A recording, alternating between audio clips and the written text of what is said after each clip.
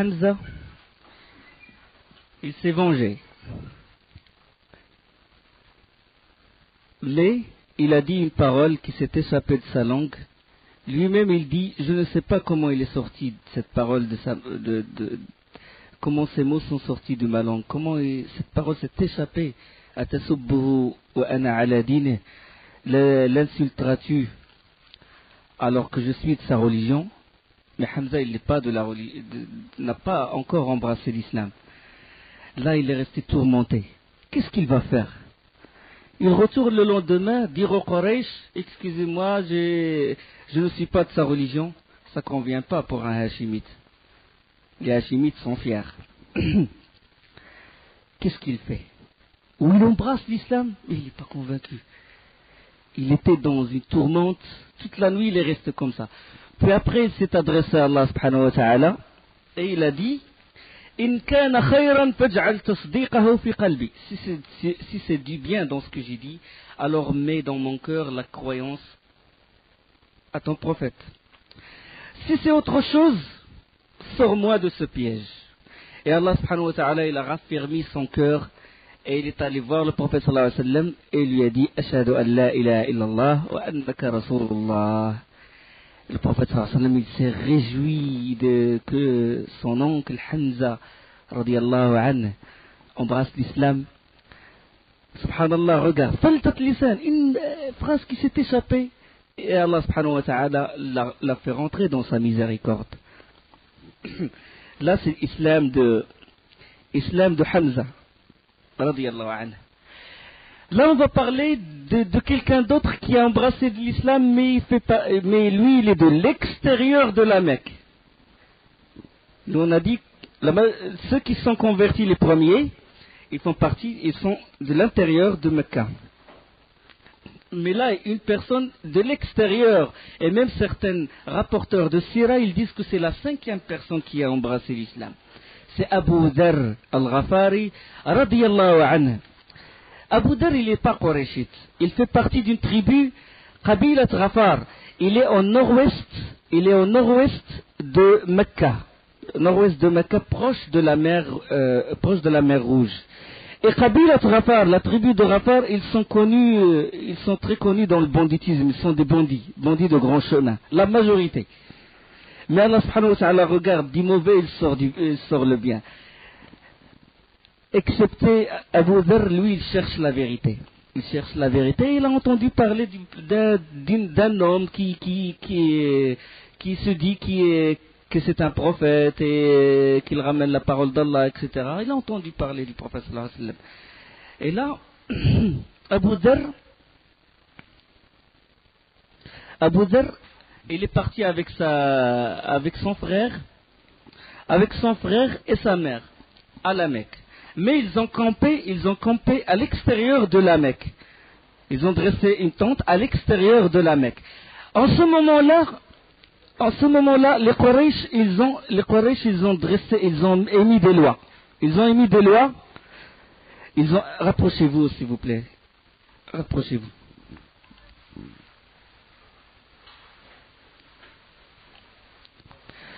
Ils ont émis des lois, c'est que personne à l'intérieur de la Mecque ne parle à une personne de l'extérieur de la Mecque sur le sujet du prophète sallallahu alayhi wa sallam. Pas de discussion sur l'islam. Liberté d'expression, plus de liberté d'expression. Tu parles de tout, du commerce, de tout ce que tu veux, mais tu ne parles pas du prophète sallallahu alayhi wa sallam. Et lui, des lois. Du moment que quelqu'un il rentre à la Mecque, il y a un prophète, là, il est expulsé et il est frappé, il est expulsé de la Mecque. Alors là, Abu Dharr, il a campé à l'extérieur de la Mecque, il a envoyé son frère Onaïs. Onaïs, il est rentré, il n'a pas réussi à avoir une information. Dès qu'il a commencé à poser des questions, il fut frappé et expulsé. Et il est revenu sans information vraiment claire à Abu Dharr. Abu Dharr lui dit, qu'est-ce que tu as ramené comme nouvelle? Il a dit, rien, j'ai pas pu avoir quelque chose d'intéressant. Et Abu Dharr, non satisfait de ce qu'a fait Onaïs, son frère, il se met en route sur le champ. Il est rentré directement à la Mecque et là il est resté 3 jours. Enfin, Durant ces 3 jours, Abu Dharr n'avait pas d'argent. Il n'avait pas de nourriture, il cherchait. Durant ces 3 jours, il cherchait la vérité. Il dormait à la Mecque, dehors, et il buvait l'eau de Zamzam. Il ne mangeait rien, il buvait l'eau de Zamzam. Et il se rassasie. Et dès qu'il boit de l'eau de Zamzam, il se rassasie, parce que le prophète sallallahu alayhi wa sallam, il a dit Ma'u Zamzam ta'mu ta'im, ta'mu ta'im, wa shifa'u saqim. Ma'u Zamzam ta'mu ta'im. Ma'u Zamzam, c'est une nourriture pour quelqu'un qui a faim, et c'est une guérison pour quelqu'un qui est malade. Abu Dharr, il ne fait que boire de cette eau, il cherche quelqu'un qui peut l'informer sur le prophète sallallahu alayhi wa sallam. Non, il y a pression médiatique sur le prophète sallallahu alayhi wa sallam. Tout le monde a le droit de parler sauf lui. Le 3e jour, le soir du 3e jour, Allah subhanahu wa ta'ala, il a frappé tout le sanctuaire, le haram, le Quraysh, il les a frappés de sommeil, quoi. Tout le monde dormait. Le haram était vide, le sanctuaire autour de la Kaaba était vide. D'habitude, il y avait toujours des gens. Mais là, il y avait tout le monde dormait. Abu Dharr, il regardait comme ça, puis il a vu 2 esclaves. 2 esclaves qui sont allés du côté de Isaf et de Naïla, Safa ou Al-Marwa. Ils veulent accomplir certaines adorations de shirk là-bas et tout, entre Safa et Al-Marwa. Ils veulent adorer Isaf, la statue de Isaf et la statue de Naïla.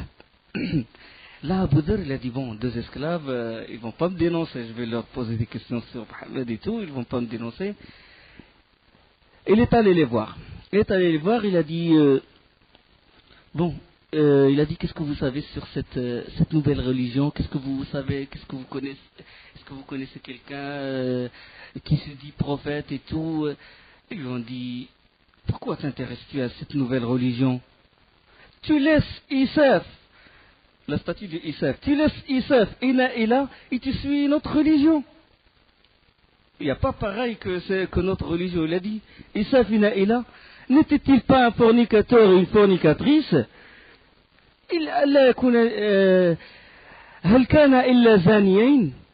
Parce que l'histoire, on l'a dit au début de la Sira, c'est que Isaf et Naïla, Isaf, c'était un homme yéménite, de Yémen, un jeune de Yémen, et Naïla, c'était une fille, une yéménite. Et quand Isaf, il a demandé au mariage Naïla, son père, le père de la fille, il a refusé, ils se sont fixés rendez-vous à la Mecque, au cours du pèlerinage. Et profitant de l'insouciance des gens, ils ont commis zina près de la Kaaba. Et Allah subhanahu wa ta'ala les pétrifiait, les a transformés en pierre. Mais avec le temps, comme actuellement, avec le temps, quand un fou il est mort dans une région et tout, on l'enterre, après le temps, les gens ils adoraient ça tomber, ils mettaient des trucs, des dômes et tout. De même ce qui se passe maintenant, pareil de ce qui s'est passé antérieurement. Ils ont commis le grand péché. Allah subhanahu wa ta'ala transforma les pétrifiés, les a transformés en pierre. Après, ils commencèrent à les adorer. Ils ont mis Isaf dans Safa, Naïla dans le Marwa. Et ils les adoraient. Mais il y a des gens qui ont encore, c'est-à-dire, c'est resté dans leur tête cette histoire.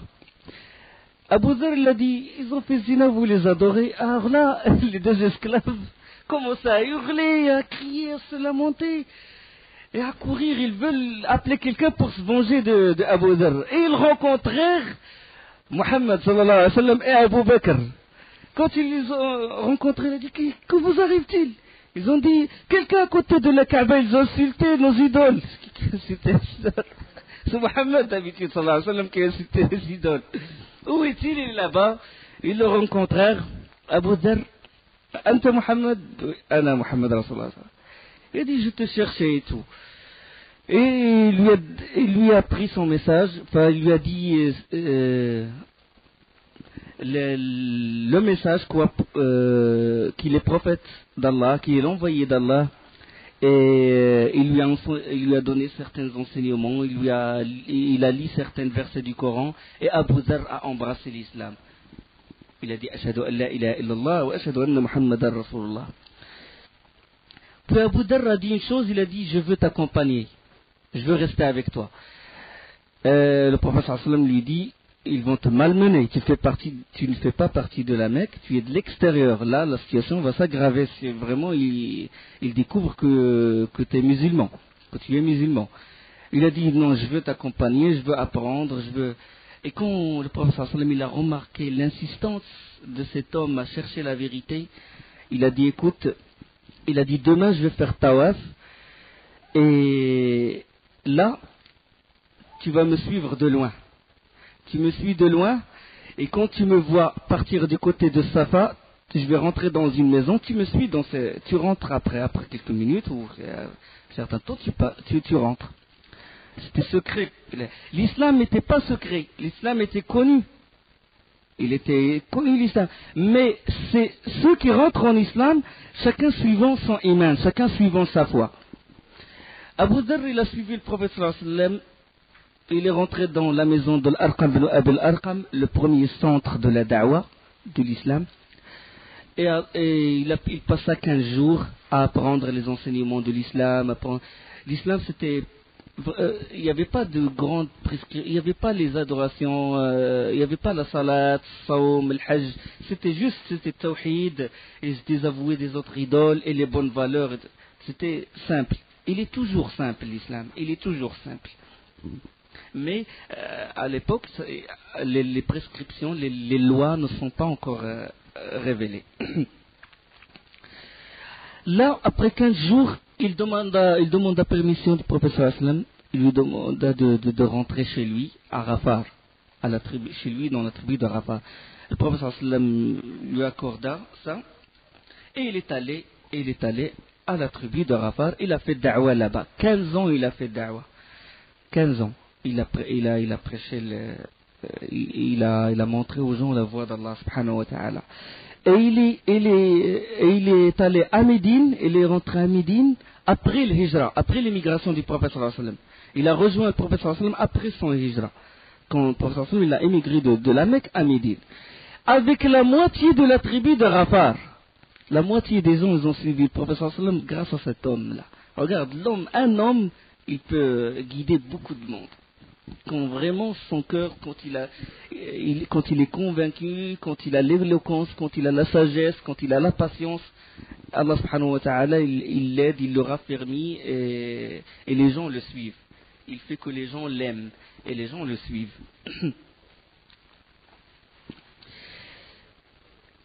Revenons à l'histoire de Quraysh.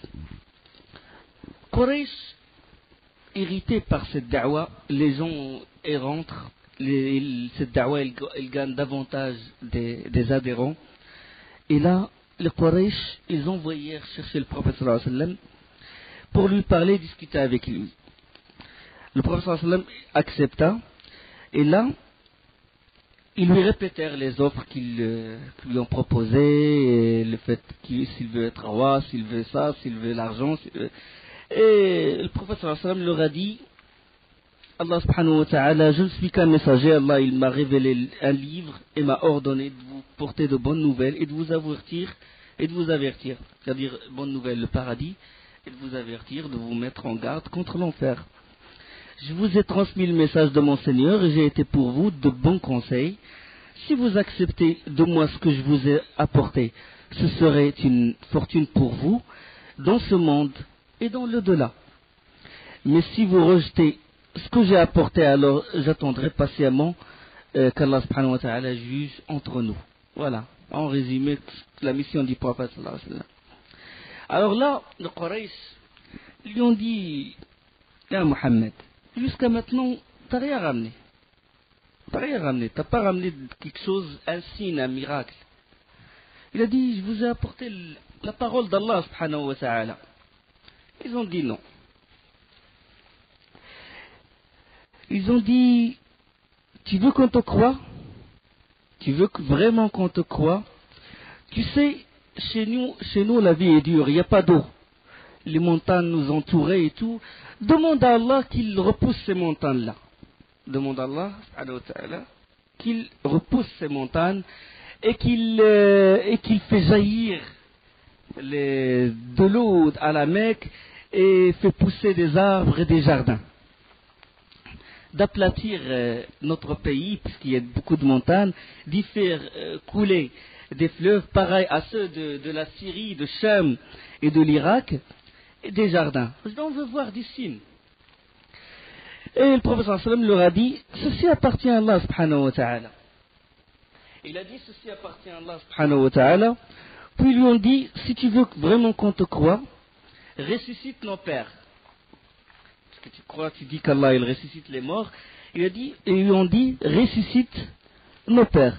Et parmi lesquels, le premier de nos pères que tu dois ressusciter, c'est Qusay ibn Kilab. On sait que Qusay ibn Kilab, c'est lui qui a rendu la fierté au fils d'Ismaël. On a parlé ça dans les cours précédents. Quand les Khuzaïtes, la tribu de Khuza'a s'est attaquée à Jurhum, la mère de Ismaël alayhi salam,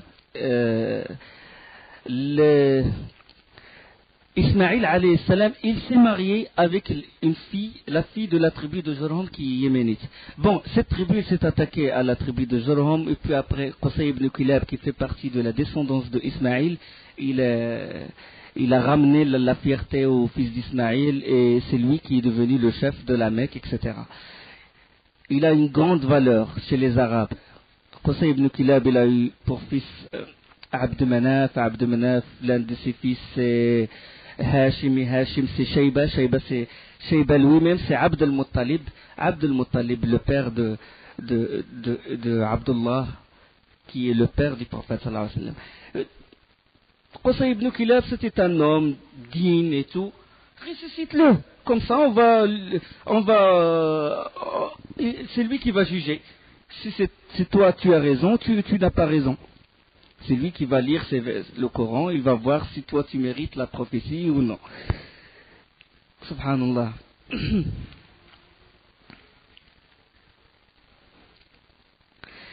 Le prophète sallallahu alayhi wa sallam, il a dit, je n'ai pas été envoyé pour ça. C'est Allah subhanahu wa ta'ala qui ressuscite. C'est Allah subhanahu wa ta'ala qui ressuscite. Si les signes, ils appartiennent à Allah subhanahu wa ta'ala. Là, ils ont dit, d'accord, écoute, demande des faveurs au moins pour toi. Ne demande pas de faveurs pour nous, pour toi. Parmi ces faveurs, tu dis que les anges, ils descendent sur toi. Ben, fais descendre les anges. On veut voir les anges. Et demande à Allah d'envoyer avec toi un ange qui confirmera ton message. Il nous opposera un démenti. Un ange qui dit, il confirmera que tu es l'envoyé d'Allah et qu'il dit que nous avons tort. Le prophète sallallahu alayhi wa sallam, il a dit, vous ne pouvez pas voir les anges. L'être humain est faible, il ne peut pas voir les anges. Il ne peut pas supporter de voir les anges. Là, les Qurayshides, ils ont dit, tu nous demandes de te suivre alors que tu es pauvre. Si tu étais riche, tu mériteras qu'on te suive. Demande à Allah de t'accorder des jardins, des palais et des trésors d'or et d'argent. Les palais Kisra, les gens ils le suivent, il a des palais d'or, il a une couronne qui pèse 90 kilos, il a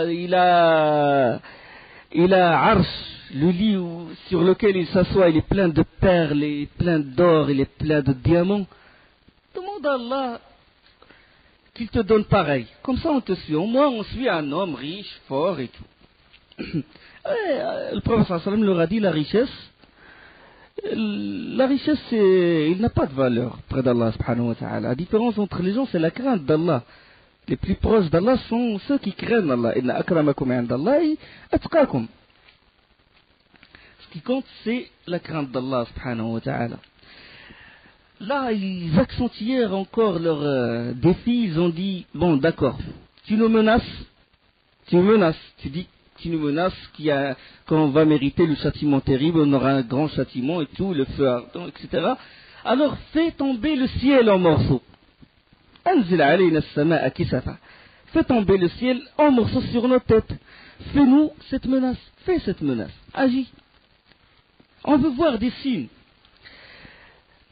Le prophète sallallahu alayhi wa sallam leur a dit, c'est Allah qu'appartient de décider.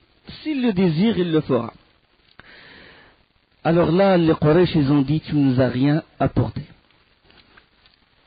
Tu nous as rien apporté de toutes les choses qu'on t'a dit, des signes, mais t'as rien donné, t'as rien ramené. Toutes ces choses, toutes ces signes-là, tu veux nous donner aucun signe. Là, c'est que tu es un menteur ou c'est quelqu'un d'autre qui t'apprend. Il y a un homme au Yamama qui vit dans la tribu du Yamama, il s'appelle Rahman. C'est lui qui t'apprend parce qu'eux, ils ne croient pas au Rahman. L'un des noms d'Allah, il croit en Allah, mais il y associe les idoles. Et ils disent, Rahman, sur Rahman, c'est lui qui t'apprend, c'est lui qui t'a enseigné le Coran et tout, et tu nous demandes de l'adorer. Tu nous demandes d'adorer cet homme. On ne va pas te croire. وإذا قيل لهم اسجدوا للرحمن قالوا وما الرحمن قالوا وما الرحمن أنسجد لما تأمرنا ويزيدهم نفورا. Et quand on leur dit prosternez-vous devant le Rahman, ils disent qu'est-ce donc le Rahman? Allons-nous nous prosterner devant ce que tu nous commandes? Et cela accroît leur répulsion. Dans Surat Al-Furqan, Ar-Rahman c'est celui qui a la plus grande miséricorde. Ar-Rahman, on ne l'attribue pas. Là, ça rentre dans l'unicité des noms et des attributs. Ar-Rahim, on peut l'attribuer à un être humain. لقد جاءكم رسول من أنفسكم عزيز عليه ما عنتم حريص عليكم بالمؤمنين رؤوف رحيم. Allah dit sur le prophète qu'il est Rahim, miséricordieux envers les croyants. Ar-Rahimuna yarhamuhum ar-Rahman. Allah est miséricordieux envers les miséricordieux. Ce nom-là, cet attribut-là, on peut l'attribuer à un être humain. Mais Rahman, on ne peut pas l'attribuer à un être humain. Ça, c'est la différence. D'accord? قل ادعوا الله أو ادعوا الرحمن أيما تدعوا فله الأسماء الحسنى. Invoquez Allah ou invoquez Rahman.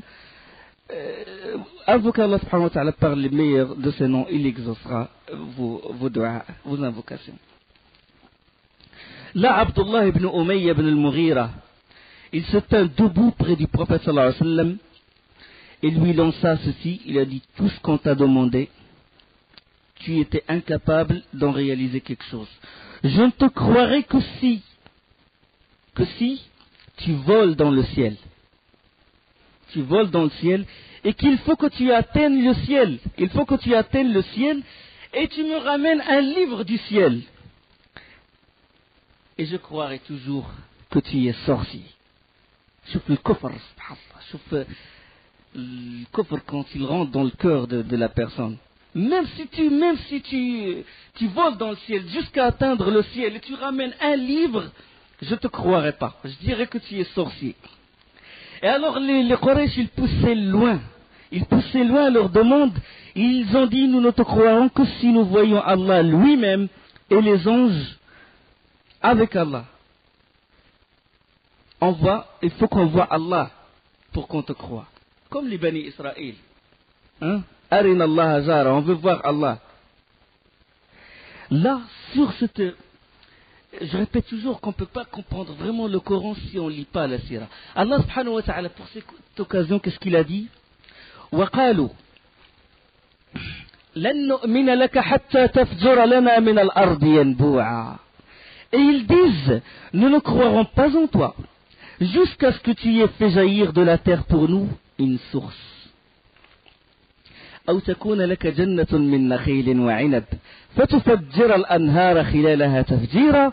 Ou que tu aies un jardin de palmiers et de vignes entre lesquels tu feras jaillir des ruisseaux en abondance. أو تسقط السماء كما زعمت علينا كسفا. Ou que tu fasses tomber sur nous, comme tu le prétends, le ciel en morceaux. أو تأتي بالله والملائكة قبيلا. Ou que tu fasses venir Allah et les anges en face de nous. أو يكون لك بيت من زخرف. Ou que tu aies une maison garnie d'ornements. أو يكون لك بيت من زخرف أو ترقى في السماء. Ou que tu sois monté au ciel. أو يكون لك بيت من زخرف أو ترقى في السماء ولن نؤمن لرقيك. Et nous te croirons pas, malgré ça nous croirons pas à ta montée au ciel jusqu'à ce que tu fasses descendre sur nous un livre pour que nous puissions lire. Pour que nous puissions le lire.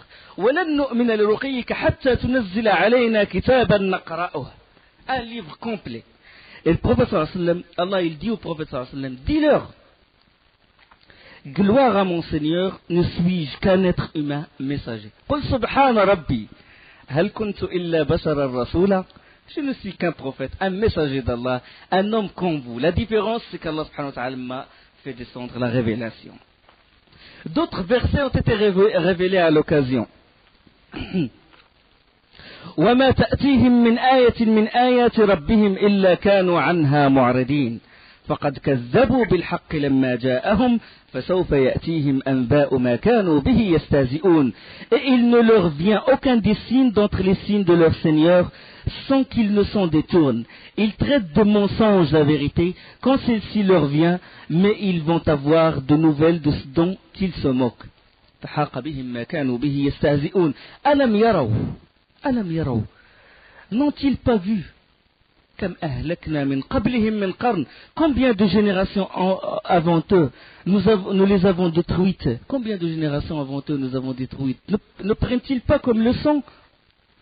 ألم يروا كم أهلكنا من قبلهم من قرن مكناهم في الأرض ما لم نمكن لهم, auxquels nous avions donné pouvoir sur terre bien plus que ce que nous vous avons donné. وأرسلنا السماء عليهم مدرارا. Nous avions envoyé sur eux du ciel la pluie en abondance et nous avions fait couler des rivières. وأرسلنا السماء عليهم مدرارا وجعلنا الأنهار تجري من تحتهم. Devant eux ils ont vu couler des rivières à leurs pieds. Puis nous les avons détruites pour leurs péchés et nous avons créé après eux une nouvelle génération. Ils sont détournés, Allah subhanahu wa ta'ala les a anéantis. N'ont-ils pas eu de leçons? Ne peuvent-ils pas méditer de ce qui s'est passé, de ce qui s'est passé aux générations qui les ont précédées? Allah subhanahu wa ta'ala leur a donné pouvoir, leur a donné l'argent, leur a donné des trésors, mais ils se sont détournés et la conséquence c'est Allah subhanahu wa ta'ala les a anéantis. La suite des versets ولو نزلنا عليك كتابا في قرطاس فلمسوه بأيديهم لقال الذين كفروا إن هذا إلا سحر مبين. Même si nous avions fait descendre sur toi, ô Muhammad, un livre en papier qu'ils pouvaient toucher de leurs propres mains, ceux qui ne croient pas auraient certainement dit ce n'est que de la magie évidente. Quelqu'un ne croit pas, il ne croit pas, même si les signes sont devant lui. وقالوا لولا أنزل عليه ملك. Et ils disent, pourquoi n'a-t-on pas fait descendre sur lui un ange? ولو أنزلنا ملكا لقضي الأمر ثم لا ينظرون. C'est le raisonnement coranique, beauté du Coran. Si nous avions fait descendre un ange, c'eût été sûrement affaire faite, puis on ne leur eût point donné de délai. C'est-à-dire, si on fait descendre un ange, c'est la fin du monde. ولو أنزلنا ملكا لقضي الأمر ثم لا ينظرون. Si on fait descendre un ange, ça y est, ça aurait été affaire faite. Résurrection, ça y est, les gens sortent de leur tombe et le jugement. Continuité du raisonnement dans ces versets du Coran. ولو جعلناه ملكا لجعلناه رجلا وللبسنا عليهم ما يلبسون. Et si nous avions désigné un ange comme prophète, nous aurions fait de lui un homme et nous leur aurions causé la même confusion que celle dans laquelle ils sont. Si c'était un ange, si on aurait fait descendre un ange, on lui aurait donné la forme d'un être humain. Parce qu'un prophète, il fait partie, il faut qu'il soit comme un être humain, il vit la vie des gens. ولو أنزلنا ملكا لجعلناه رجلا وللبسنا عليهم ما يلبسون. Dans la sourate de l'Isra, Allah subhanahu wa ta'ala il dit وما منع الناس أن يؤمنوا إذ جاءهم الهدى إلا أن قالوا أبعث الله بشرا رسولا. Et rien n'empêche les gens de croire quand le guide leur est parvenu, si ce n'est qu'il disait Allah. Allah envoie-t-il un être humain messager? Il s'étonnèrent du fait que, comment Allah il envoie un être humain? Il aurait dû envoyer des anges et tout pour qu'on les suive. Dit, Allah subhanahu wa ta'ala, il répond, dit, s'il y avait sur terre des anges marchant tranquillement, nous aurions certes fait descendre sur eux du ciel un ange messager. قل لو كان في الأرض ملائكة يمشون مطمئنين لأنزلنا عليهم ملكا رسولا. Si c'était des anges qui vivaient sur terre, ils marchaient tranquillement, ils mangeaient et tout, on aurait fait descendre un ange. Mais puisque vous êtes des êtres humains, on vous envoie un homme qui fait partie de vous. لقد من الله على المؤمنين إذ بعث فيهم رسولا من أنفسهم. Parmi les bienfaits d'Allah subhanahu wa ta'ala sur les croyants, qu'il leur a envoyé un homme qui fait partie d'eux, un Qurayshite, un homme qui mange, qui se marie, qui pleure, qui rit, un homme comme eux, un homme. La différence, c'est la révélation. قل كفى بالله شهيدا بيني وبينكم إنه كان بعباده خبيرا بصيرا. Dit Allah suffit comme témoin entre vous et moi. Il est sur ses serviteurs parfaitement connaisseur et clairvoyant. Pourquoi le prophète sallam ne veut pas ramener de signes? Pourquoi il ne veut pas demander à Allah subhanahu wa ta'ala de ramener différents signes? Les Bani Israël, ils ont eu des signes, 9 signes. وَلَقَدْ آتَيْنَا بني إسرائيل 9 آيات وَلَقَدْ آتَيْنَا موسى 9 آيات بينات. Et nous donnâmes à Moussa 9 miracles évidents. Demande donc aux enfants d'Israël, lorsque leur vint et que Pharaon lui dit, ô Moïse, je pense que tu es ensorcelé. Ils ont cru. 9 signes. Le bâton, la main blanche étincelante, la mer qui se partage, qui se fondent en deux, les malédictions sur le Pharaon et tout. Tous ces signes, ils n'ont pas cru. Allah subhanahu wa ta'ala dit sur Bani Israël, وَمَا نُرِيهِمْ مِنْ آيَةٍ إِلَّا هِيَ أَكْبَرُ مِنْ أُخْتِهَا. Chaque miracle que nous leur montrions était plus probant que son précédent. Isa alayhi salam, il n'a pas ramené de signes, il a ramené beaucoup de signes, mais ils n'ont pas répondu à son appel, ils n'ont pas suivi. Pourquoi Allah subhanahu wa ta'ala il n'a pas fait descendre des signes? Allah subhanahu wa ta'ala il répond, وما منعنا أن نرسل بالآيات إلا أن كذب بها الأولون. وما منعنا أن نرسل بالآيات إلا أن كذب بها الأولون. Rien ne nous empêche d'envoyer les miracles, si ce n'est que les anciens les avaient traités de mensonges. وما منعنا أن نرسل بالآيات إلا أن كذب بها الأولون ولقد آتينا ثمود الناقة مبصرة فظلموا بها. Nous avions apporté au Thamoud la chamelle qui était un miracle visible, mais ils lui firent du tort. En outre, nous n'envoyons des miracles qu'à titre de menace. Thamoud, le peuple de Salih, alayhi salatu wassalam, le peuple de Salih, qu'est-ce qu'ils ont dit? Ils ont dit à Salih, pour qu'on te suive, regarde, subhanallah, les mécréants, qu'est-ce qu'ils imaginent? Pour qu'on te suive, tu sors de ce rocher-là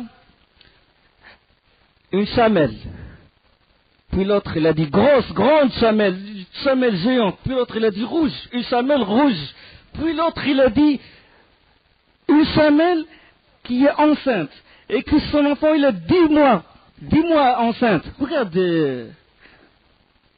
comment il plaisante, subhanallah. Allah, et Salih, alayhi salatu wassalam, il a invoqué Allah subhanahu wa ta'ala, et la chamelle, il est sorti, le rocher, il s'est fondé en deux, et la chamelle est sortie géante, et avec tous les signes, avec toute la description, les conditions qu'ils ont posées, c'était laid. Et pourtant ils n'ont pas cru, ils sont allés loin jusqu'à la blesser, jusqu'à vouloir la tuer, jusqu'à tuer Salih, alayhi salatu wassalam. Ils n'ont pas cru, les signes devant eux. Ils ont vu de leurs propres yeux ça. Alors là, après cette discussion, Jibril, alayhi salam, l'envoyé du ciel, est venu voir le prophète sallallahu alayhi wa sallam et lui dit, Allah te donne le choix. Si tu veux, tu patientes, tu les supportes. Si tu veux, on leur enverra tout ce qu'ils ont demandé. Tout, en détail. Tout. La Mecque se transformera en paradis terrestre, tout ce qu'ils ont demandé. On leur enverra ça. Mais s'ils démentissent, s'ils renièrent, ils seront anéantis entièrement. La Mecque sera anéantie. Tout ce qui c'est pareil que les autres communautés qui nous ont précédés. Quand ils n'ont pas obéi, le déluge, At-Tufan, à cause de leur shirk, à cause de leur association, ils ont été noyés et directement en enfer. Subhanallah. Le peuple de Ad, le peuple de Thamoud, ils ont vu les signes, ils ont renié. Alors si ton peuple, cette communauté, après avoir vu les signes et qu'il désobéit et qu'il renie, Allah subhanahu wa ta'ala lui fera subir le plus grand châtiment.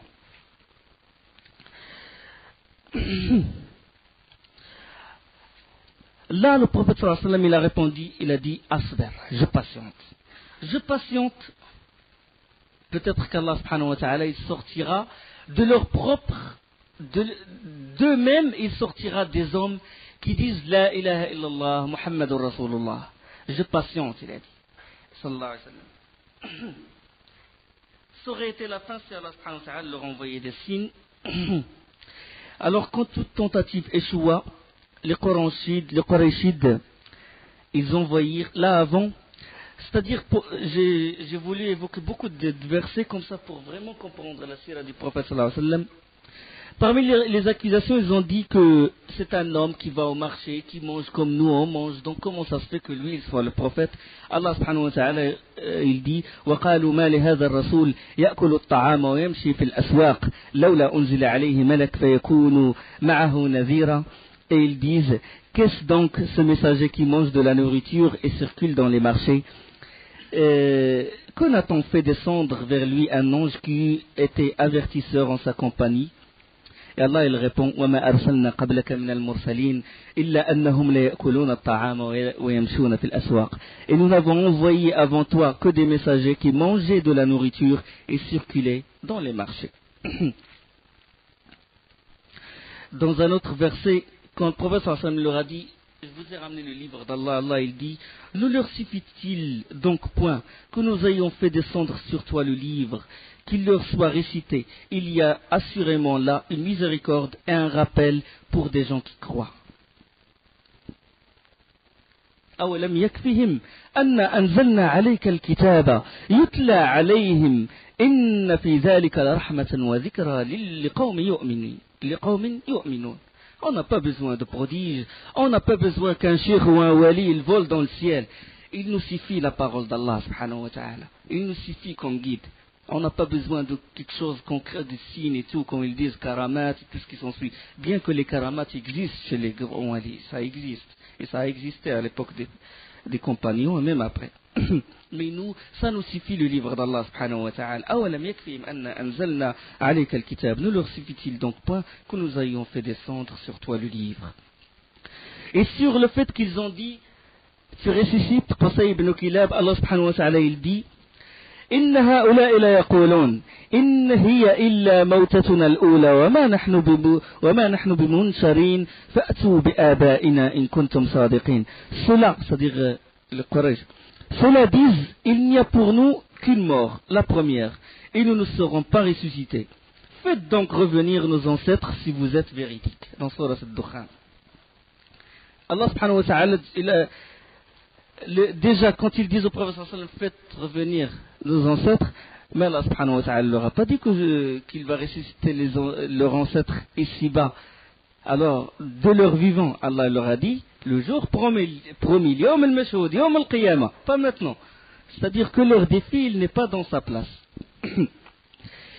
Après cette discussion, cette grande discussion entre les Quraysh et le prophète sallallahu alayhi wa sallam, ils essayèrent toutes tentatives échoua, et ils ont dit, appelons Nadr ibn al-Harith. Nadr ibn al-Harith, il est de Quraysh, mais il vit à Taïf, chez les Taqif, la tribu de Taqif, c'est-à-dire une tribu à l'extérieur de la Mecque. Et Nadr ibn al-Harith, il a beaucoup appris des contes anciens, des légendes. Il a beaucoup voyagé. Il est allé en Perse, il a beaucoup chez les Romains et tout, et il a appris beaucoup de leurs histoires. Et il est réputé un bon narrateur. Ils lui ont dit une chose. Ils ont appelé Nadr ibn al-Harith, ils lui ont dit, écoute, à chaque fois que le prophète sallallahu alayhi wa sallam réunit autour de lui des gens, et qui commence à prêcher, commence à réciter le Coran, toi tu t'assois, ou bien après lui, ou bien tu t'assois près de lui, toi aussi tu racontes tes histoires. Lui il raconte ses histoires, et toi tu racontes tes histoires. Effectivement, au début, à chaque fois que le prophète sallallahu alayhi wa sallam appelait les gens, An-Nadr ibn al-Harith, il appelle aussi de son tour les gens, il leur raconte des histoires et tout, sur les Kisra, sur Al-Qaysar et tout, les contes anciennes. Et puis après, il dit, qu'est-ce qu'il dit à la fin quand il termine? Il dit, par Allah, Mohammed n'est pas meilleur orateur que moi. Il ne fait que raconter des histoires. Et moi, je raconte des histoires pour essayer d'écarter les gens du prophète sallallahu alayhi wa sallam. Après, les gens commençaient à se lasser de ces histoires. Oui, la parole d'Allah, oui, Mohammed et tout, commençaient à se réunir autour du prophète sallallahu alayhi wa sallam. N'importe quelle parole, de n'importe quel écrivain tu te lasses, mais de la parole d'Allah subhanahu wa ta'ala, on ne se lasse pas. Sur An-Nadr ibn al-Harith, Ibn Abbas radiyallahu anhu, il rapporte, il dit que dans tout le Coran, il y a 8 versets où c'est évoqué contes anciennes. وَإِذَا تُتْلَى عَلَيْهِ آيَاتُنَا قَالَ أَسَاطِيرُ الْأَوَّلِينَ. Quand nos versets lui sont récités, il dit des contes d'anciens. Ça c'est un verset du Coran. Et c'est répété plusieurs fois. إن هذا قالوا لو شئنا لقلنا مثل هذا إن هذا إلا أساطير الأولين. Si nous avions voulu, nous aurions fait pareil, nous aurions écrit pareil. Ce n'est que des contes d'anciens. À chaque fois que c'est évoqué contes anciens, c'est une réponse à Nadr ibn al-Harith, tel que rapporte Abdullah ibn Abbas radiyallahu anhu. Là, la tension, il a monté d'un cran et tout, et Abu Jahl n'a pas pu supporter la da'wa du prophète sallallahu alayhi wa sallam. Et il a juré par Lat ou Al-Uzza que s'il voit le prophète sallallahu alayhi wa sallam, que s'il le voit, il va mettre son pied sur sa nuque et il va écraser son visage, le visage noble du prophète sallallahu alayhi wa sallam, par terre. Il a juré par Lat ou Al-Uzza. Alors là, il a profité, le prophète sallallahu alayhi wa sallam, il était à côté de la Kaaba, et le prophète sallallahu alayhi wa sallam, il avait l'habitude, quand il se prosterne, il reste longuement prosterné pour dua, et là, Abu Jahl il a voulu profiter. Il s'est rapproché du prophète sallallahu alayhi wa sallam pour mettre son pied sur sa nuque, et là il commence à reculer. Il commence à protéger son visage et tout. Les Qurayshides le regardaient, qu'est-ce qui se passe? Puis il a dit, vous avez rien vu? Il a dit, je n'ai rien vu. Vous avez rien vu? C'est pas possible. J'ai vu entre lui des fossés de feu, j'ai vu entre lui des ailes, j'ai vu entre lui de la terreur. Il a dit, nous, Kharraf, tu t'es ensorcelé, c'est pas possible, nous on n'a rien vu. Allah subhanahu wa ta'ala, il a protégé le prophète sallallahu alayhi wa sallam. Le prophète sallallahu alayhi wa sallam, il rapporte lui-même, sallallahu alayhi wa sallam, qu'il a dit que s'il s'est rapproché davantage de moi, les anges l'auraient déchiqueté en morceaux. Chaque ange, il aura pris un morceau de Abu Jahl. Alayhi la'natullah. Après toutes ces tentatives pour étouffer cette da'wa d'Allah subhanahu wa ta'ala, le nombre de disciples, il ne cesse de s'accroître. Alors là, les Quraysh, ils décidèrent